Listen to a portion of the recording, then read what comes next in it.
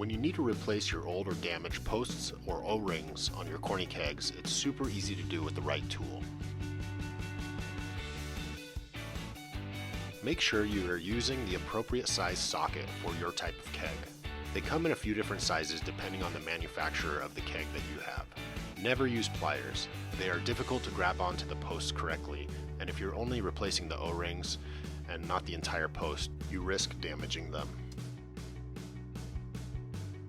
Once you have determined the appropriate size socket, simply ratchet counterclockwise to loosen the post.